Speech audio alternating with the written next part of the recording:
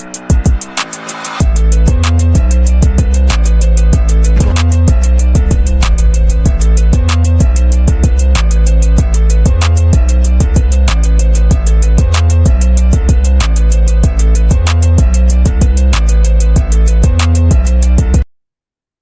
and welcome to another exciting episode of the Andre The Beast Crayton Show.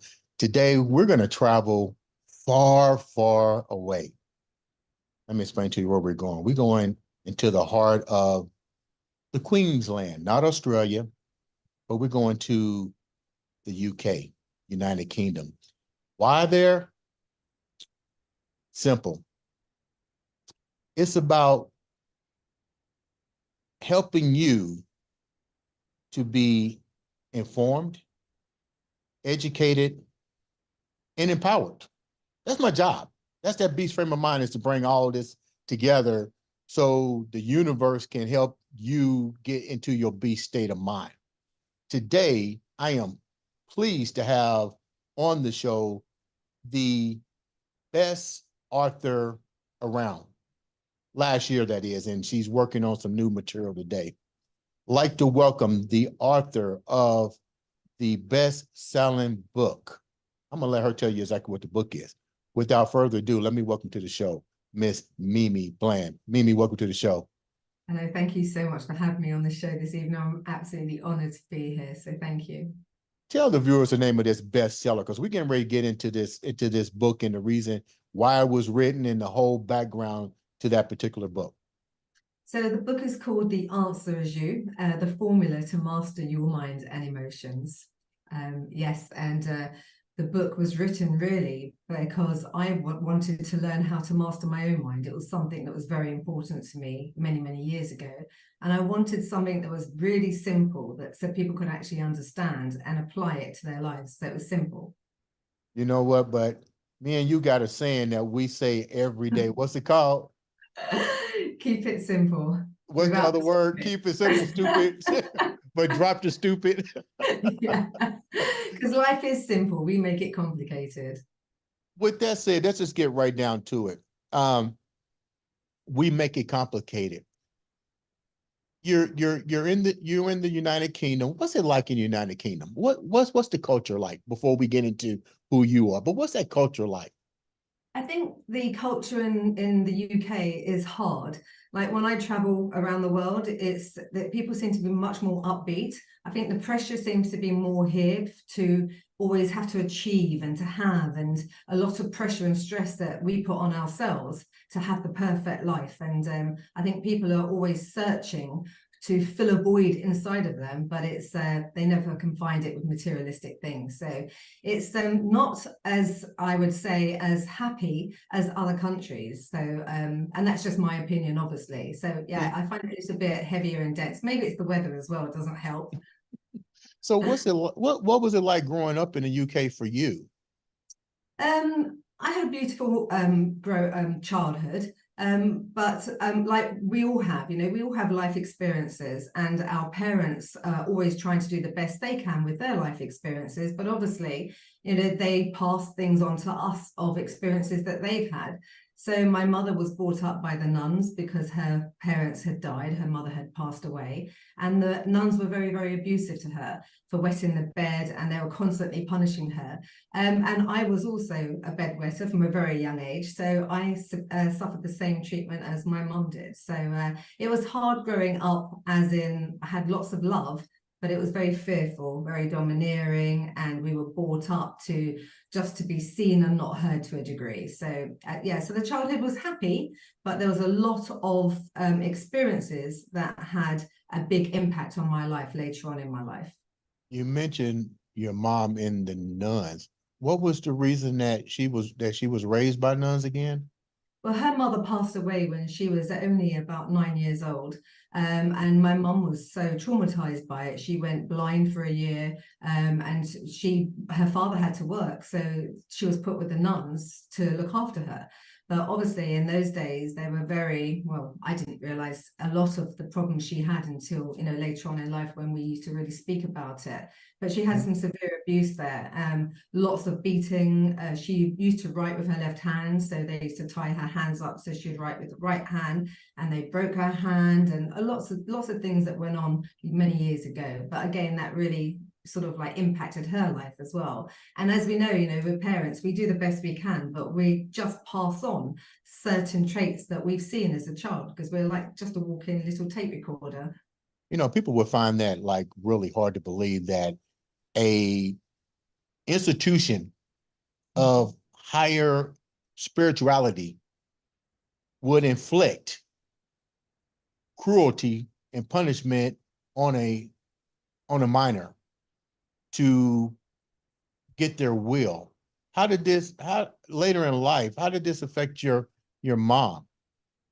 Oh, my mum always grew up with, throughout her life, she always thought that she was being punished for something. So she never felt good enough. She always felt that God was punishing her for something. My younger sister passed away when she was a baby, and the priest had told her that it's because she was wicked and that it was a punishment that God had taken the baby from her. So all this rubbish and all these seeds that were implanted within her own mind caused her to become very ill over the years. So, and that's what potentially sort of like she passed away from. A lot of emotional pain in her heart, a lot of things that she couldn't let go of, and she didn't understand. So, you know, if we don't have the knowledge and information to understand how our emotions and our life experiences actually, you know, they really do dictate our futures and our future life experiences and our body as well. So, you know, she didn't have that knowledge and information at that time.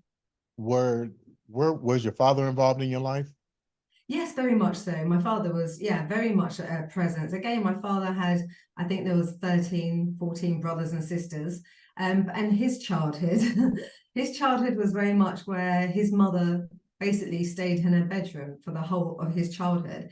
And Really? but her mother was very similar. Again, these patterns that we have, until we become aware of them and we step in and we stop them, they can just go through generations after generations. So it's really important, and that's one thing that I teach, is how to develop awareness so that you can stop patterns and certain things happening in your life that you don't want to experience anymore. What were some of the things that you saw happening into your life based on generational trauma? And I Yeah. and I guess I can say that, not to defend it, but I guess what they were going through and as they began to raise you, that was probably much normal to them. That's how they was raised. So what they considered normal, how did that affect you and your brothers and sisters, if you have brothers and sisters? Yeah, I have a sister. So it was just, but again, it was normal for us. So nothing was, you know, when you are in an environment, everything just seems normal. It's when you come out of those environments that you understand actually that wasn't quite normal. It's not right to instill fear to a degree. You know, like in the old days, it was, you know, children are to be seen and not heard. Right. And you know that, you know, we were brought up sort of like that our only job here really was to be subservient to a man, and to be a good wife and things like that. But that was just the culture as well. So it wasn't wrong. There is no, you know, I believe there's no wrong and right in life to a degree. There's just the meaning that you give to things. So, Mhm. you know, it's only looking back now, raising my children and having grandchildren, that I wanted to make sure those patterns stopped with my childhood, and I wouldn't allow that to continue onto my children and my grandchildren. So, you know, and you can only do that by having the awareness. Otherwise, I would have probably continued the pattern myself, and so would have my sister. So, but it wasn't, it sounds like you said, bad at the time. It was just part of life. And Right. everyone, you know, that's just your life experiences. Did any of this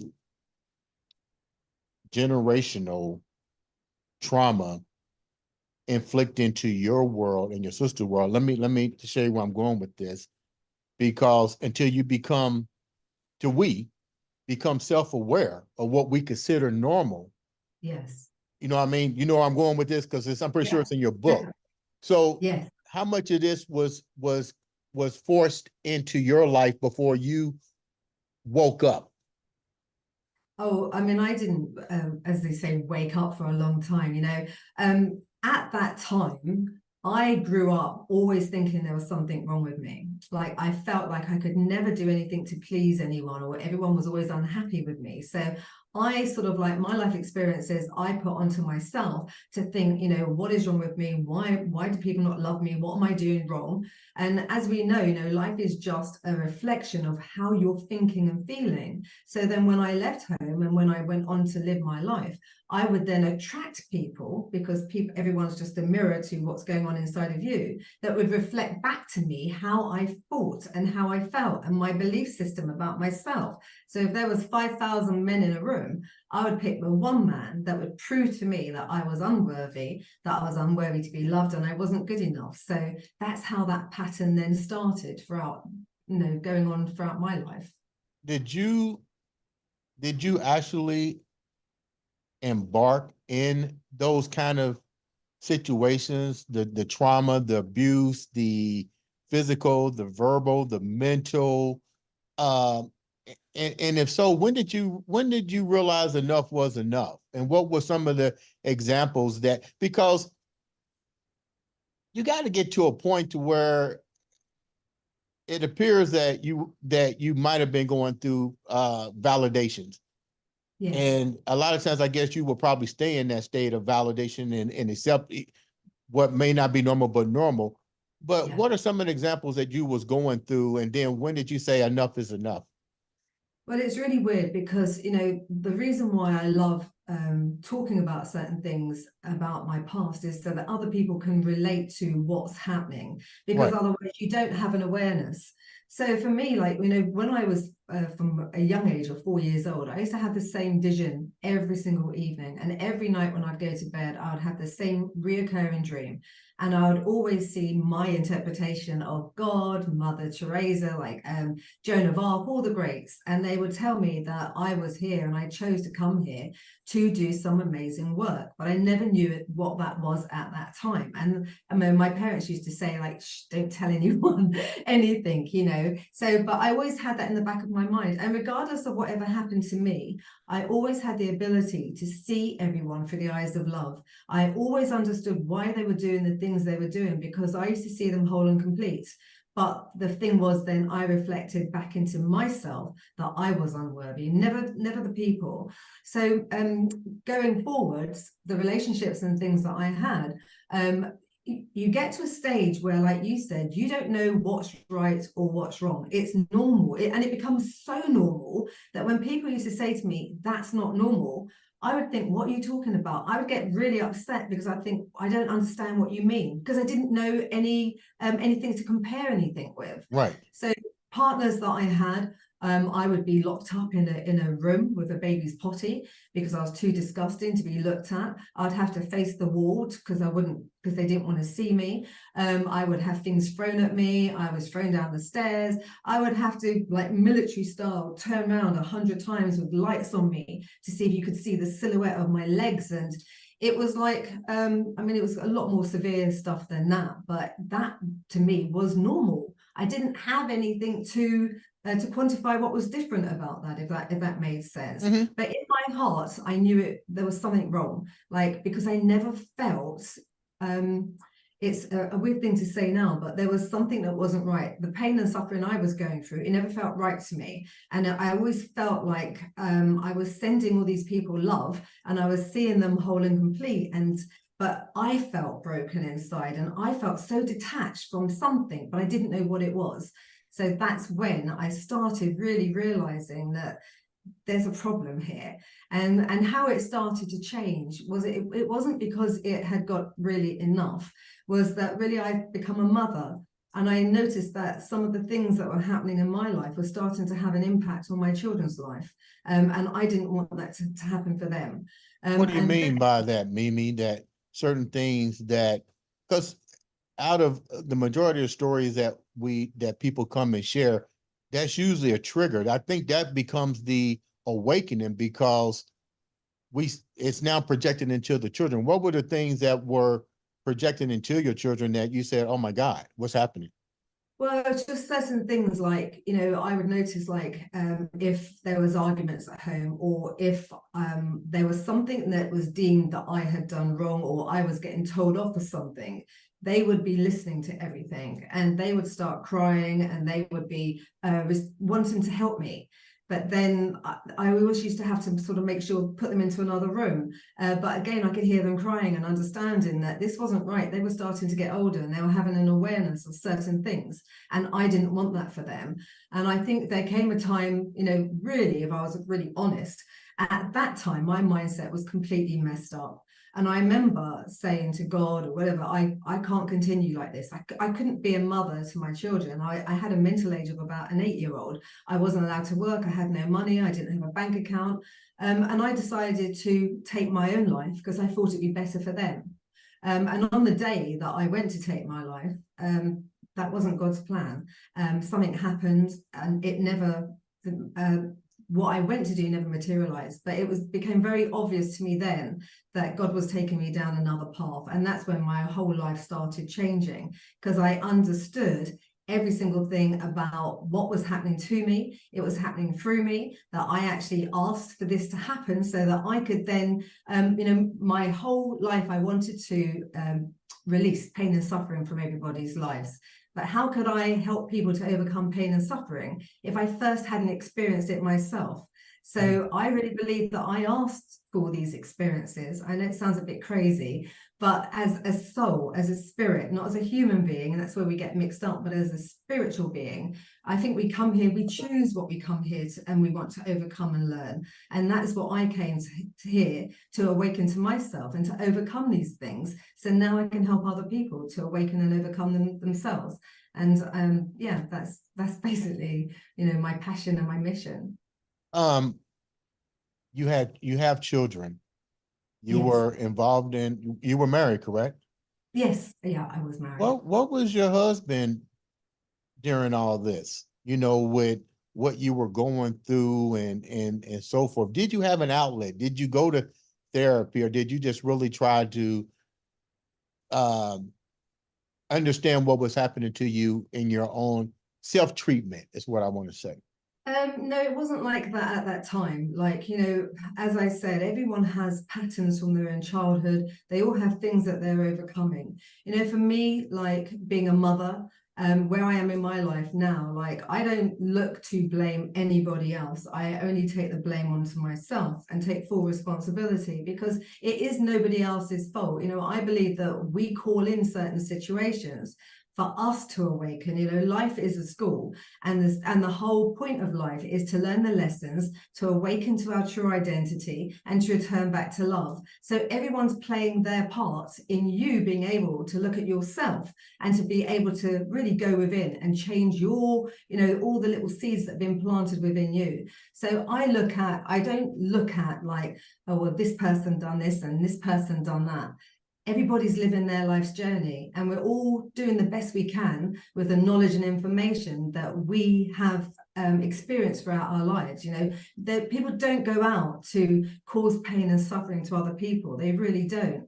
But they're just reacting situations that they were in as children, or they saw as children, or they're hurting inside themselves and they don't know any other way. So I think, that's the first stage of everything, is really having an understanding of why people do the things they do, but more importantly, why you keep attracting and recreating situations that are causing you pain and suffering. Because when you can step in and see it, then you can start taking control of your life and changing that whole pattern. So, sorry. Go ahead.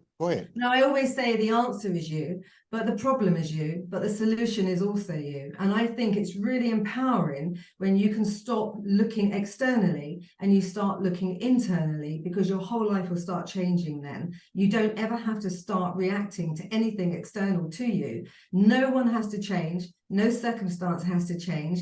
You go within and do the work, and your whole external world will start changing. Why do you think,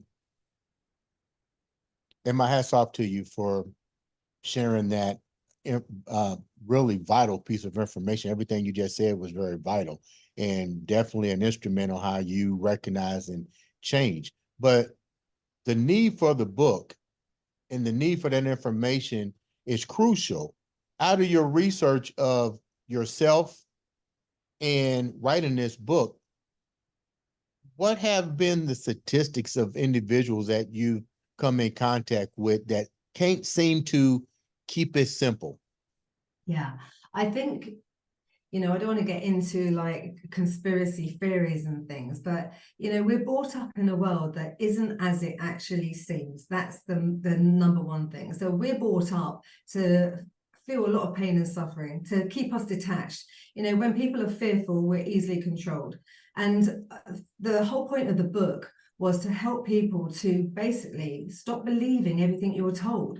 Why do you believe the things that we're told? Because they have been embedded, like going to school, doing the times table. You repeat them over and over and over and over again, that suddenly you can just say your times table like instantaneously. When I go to somebody's house, like a client's house the other day, they were cutting up a meatloaf, they were making a meatloaf.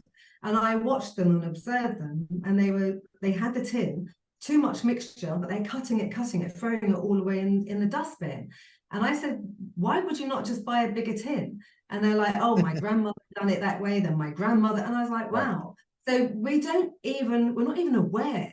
We're like robots, just going every single day. You get up, you have the same coffee, you go to the shower, you just go to work. We're just like robots, like program robots. And until you stop and you just look and say, is your life working for you? Are you happy?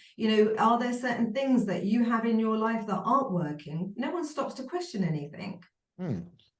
Let me ask you a question. You just brought this up, so this is your Pandora box. But I like the idea. So what is some of the conspiracy theories, and let's just call it what it is, conspiracy theory, that you think, and this is hypothesis. So what do you think are some of the conspiracy theories that are stopping people from evolving and elevating and looking into themselves? Because clearly everybody can't be keeping it simple, stupid.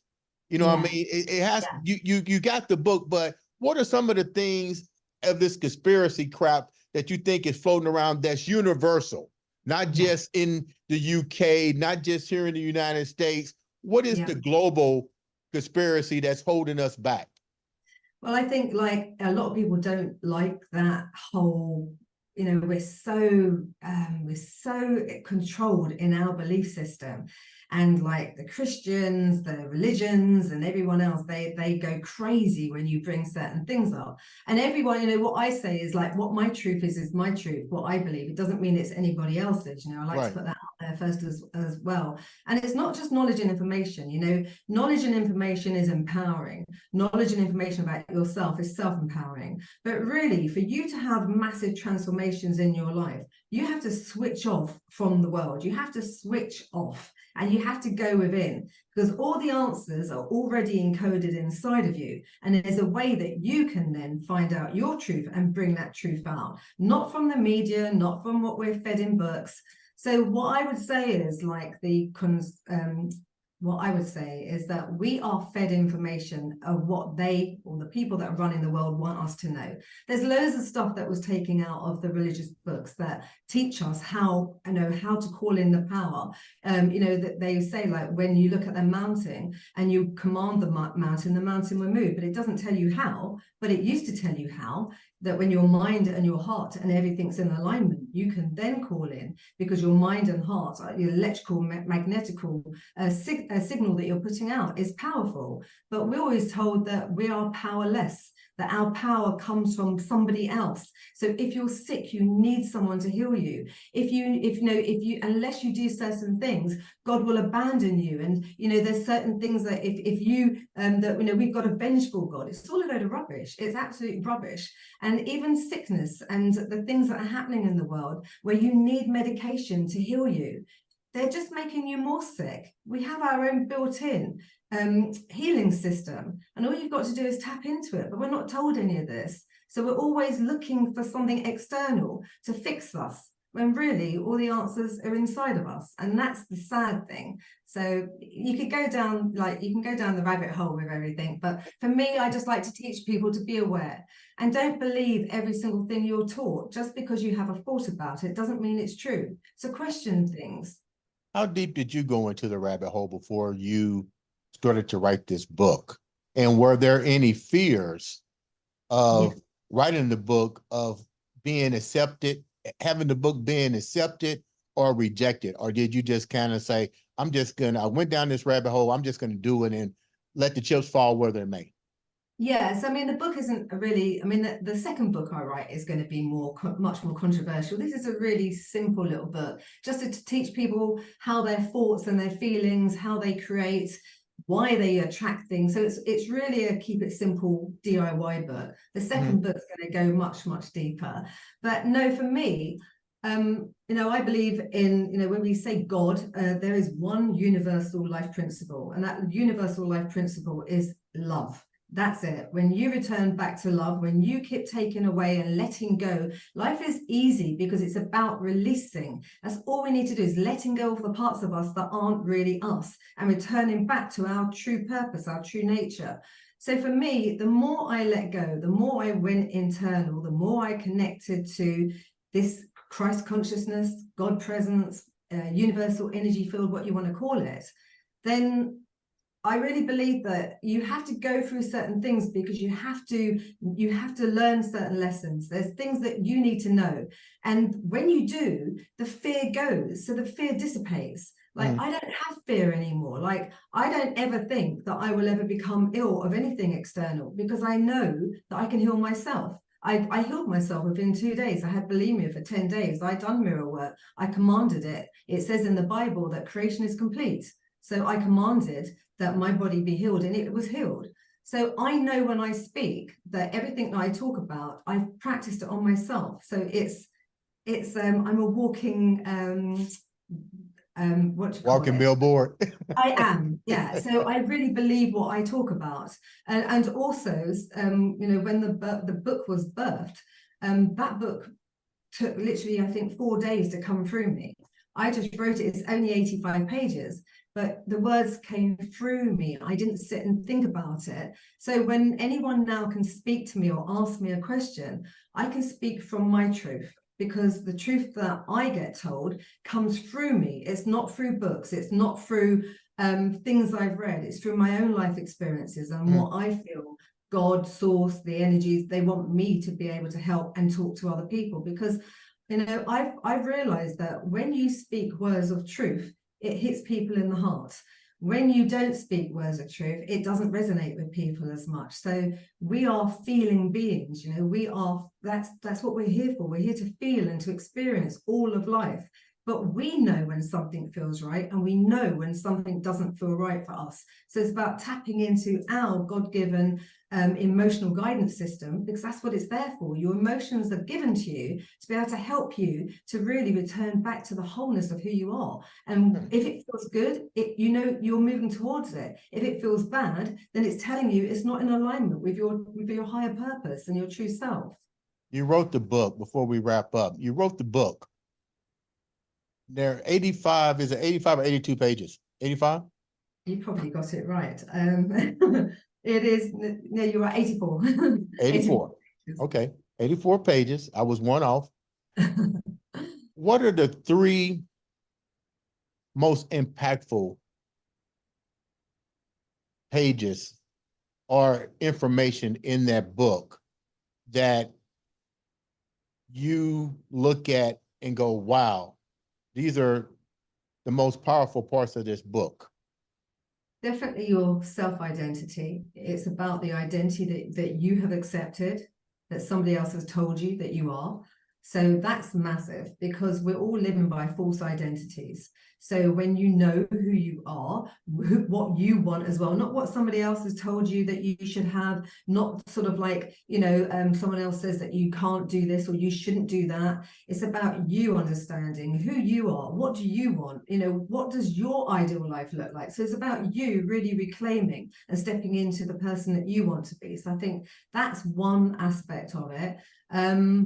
The other aspect of it as well, I think, there was something I wrote at the end of the book, and I didn't realize how powerful it was until I looked back a year ago, or even now. So there was something that was just birthed through. It was literally the last few sentences, and that really is the formula for the whole of life. And when I read it now, I can really understand the impact of those few words, but I didn't at the time when I wrote the book, if that makes sense. Mm-hmm. You have two children and your I did. grandmother. What do I, you see different about yourself that you're bringing into their lives, and what changes have you seen in your own children versus what you and your family had to go through? Yeah, so for me, my two sons are, I mean, they're just amazing, amazing fathers and human beings. They're both very spiritual. They're both so in touch with themselves, with their feelings. They're both very compassionate. They're amazing fathers. And what I love about both of them is that they sit with their children, they talk to them, they explain why they have certain feelings, why things are going on. They would sit down and they would discuss what they want in their life. Then they would talk about my oldest son, he's got 5 older children. So he will direct them according to what they want. If that is sweeping the road, if that's working McDonald's or becoming a neuroscientist, he allows them to be who they want and to express what they want to do. And I think that's so important. With my grandchildren, I find that the biggest impact that I can have with them is being the change that I want to see in their lives. So modeling the behavior. So when they get angry, when they have incidences at school, I show them how to breathe and how to close their eyes and how to go within and how to visualize and how to see what's happening. So they're all growing up as really beautiful, secure children. And so when they grow up and have their children, the pattern's just going to carry on, which I think is very, very important. How can the viewers reach you and get a copy of this book, guest speaking? You have a beautiful story. I appreciate you coming on, taking the time, because I know there's a different time zone in the United Kingdom versus here. But how can the viewers reach out to you? My website is www.mimibland.london, which is quite simple. Instagram, mimibland.london. LinkedIn, it's just Mimi Bland. You can also buy my book on my website, so it's just mimibland.london. So everything's on my website, which clicks into Amazon. So it's easy. Now, you talked about, before we wrap up, you talked about a new venture. Tell me about this new venture and this new book and what we can expect from this book versus the old book. The new book's going to be more really about, it's like having a car. You buy a car, you have a manual of how to run it. We're never given a manual from the time we're born of how to operate ourselves. So I want to teach people from the foundations of who you are from the foundation. When you have the foundation, you're always building on solid ground. So then that means whatever's happening in your life, you know why it's happening, how to change it, how to go within, how to decode it, how to change it, and how to keep focused on creating the life that you choose and want to live, which I think is really important. So instead of keep reacting, you're now going to become the powerful creator that you was born to be. Take the viewers into that beast mindset that you live with every day. So for me, before I get up every morning, I go within, I give thanks to God for the life that I have, for everything, for my children, and just for being alive, really. Then before I get up, I set the vision of what I want to be creating in the world. Then I get up every single moment, I'm grateful and I'm happy and I'm just loving life. I go into the garden, I stand on the grass, I give thanks to the world for being alive, because we forget how grateful we should be to have a breath every single day. You know, we're given 24 hours each and every day to wake up and completely transform our life. And that's exciting. Then I just go out. I always have a little skip, always when no one's looking. And I'm just very appreciative. I'm very appreciative of life itself now, you know. So for me, it's all about staying completely in this present moment. Because when you are living in the past, in your memory, you're in the past, and you keep bringing those vibrations into now. When you're focusing on the future, but you're thinking in the past, you're creating more anxiety. So this present moment is where all your power is. So if you can keep yourself aware, keep yourself present, you can create any single thing you want. And I mean it, anything. You can change your life, regardless of what you've been told, regardless of your life situation. You can be, do, or have anything. Mimi, thank you for bringing good vibrations from overseas into the Andre the Beast Crayton show. Come back on and share that new book when it's released. Ladies and gentlemen, this has been another exciting episode of the Andre the Beast Crayton show.